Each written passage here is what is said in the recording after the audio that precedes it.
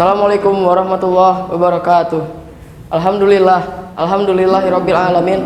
Wassalatu wassalamu ala asrofil anbiya'i wal mursalin wa ala alihi wa sahbihi ajmain. Amma ba'd.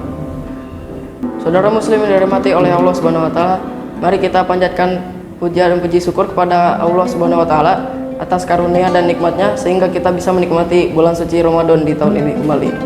Salawat serta salam senantiasa tercurahkan kepada Nabi kita, Nabi Muhammad Sallallahu Alaihi Wasallam.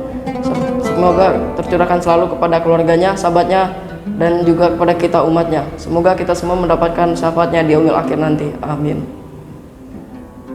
Berdirinya saya di sini, saya akan menyampaikan kultum yang bertema kemajuan teknologi dalam peradaban Islam. Kemajuan teknologi, kita semua sudah tahu bahwa kemajuan teknologi bukanlah terjadi secara kebetulan, melainkan secara bertahap, terstruktur, dan evolutif. Kita semua telah mengetahui bahwa kemajuan teknologi tersebut sudah ada dalam Al-Quran. Contohnya saja kepada Nabi Adam alaihissalam ketika bertemu dengan Siti Hawa ingin membangun peradaban, namun mereka kebingungan ketika ingin memasak untuk menemukan api. Namun datanglah wahyu dari Allah Subhanahu wa taala bahwa ketika batu digesekkan akan keluarlah api yang memercikan. Dan juga ada contoh lain ketika membangun kapal yang besar di zaman Nabi Nuh. Dalam sejarahnya kapal ini berukuran raksasa. Semua makhluk hidup yang patuh kepada Nabi Nuh alaihissalam mampu ditampungnya seperti gajah, beruang, dan hewan lainnya. Hal ini menampakkan betapa canggihnya teknologi yang ada di dunia Islam pada zaman dahulu. Sejarah perkembangan teknologi dalam dunia Islam pada tahun 700-an, ahli ilmu geografi Islam dan navigator-navigatornya mempelajari jarum magnet mungkin dari orang Cina. Namun pada navigator itulah pertama kali menggunakan jarum magnet.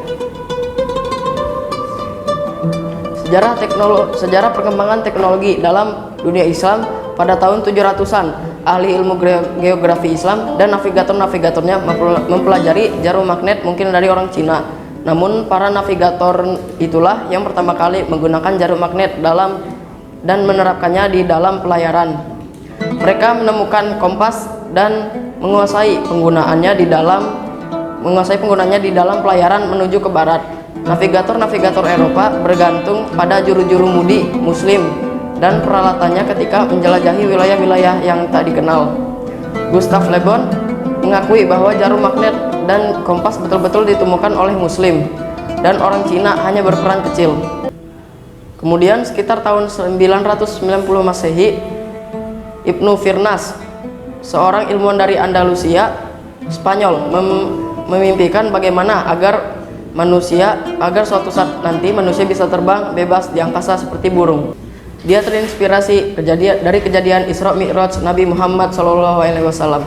Tetapi dia berpikir bahwa manusia biasa tidak mungkin bisa menaiki buruk kendaraan Nabi SAW untuk Isra Mi'raj, karena dia hanya manusia biasa, bukan seorang muslim, seorang mulia seperti Nabi.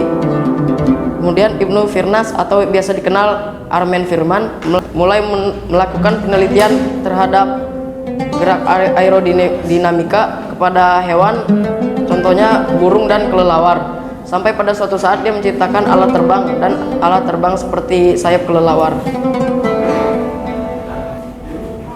Kemudian dia menaiki menara Masjid Cordoba, disaksikan oleh ribuan orang di bawahnya. Lalu dia melompat dan melayang, terbang sejauh kira-kira 3 km dan mendarat dengan selamat. Ribuan orang ramai bertepuk tangan atas ciptaannya. Sebaliknya pada saat itu masyarakat Eropa masih dalam era kegelapan.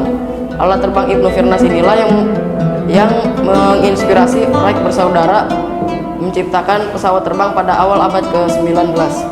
Pada saat zaman ini dunia Islam sudah banyak menciptakan teknologi yang canggih dan berguna bagi kelangsungan hidup manusia. Mereka sudah mampu memanfaatkan nuklir sebagai sumber energi. Selain itu, tidak mau kalah dengan dunia barat, dunia Islam juga mampu bersaing untuk membuat pesawat terbang yang canggih. Dilihat dari teknologi perang, dunia Islam juga sangat canggih untuk penyempurnaan dari teknologi ke masa lampau. Itulah beberapa informasi mengenai kemajuan teknologi dalam peradaban Islam. Semoga bermanfaat. Aqulu qauli hadza wa astaghfirullahi wa lakum. Fastaghfiruhu innahu huwal ghafurur rahim. Wassalamualaikum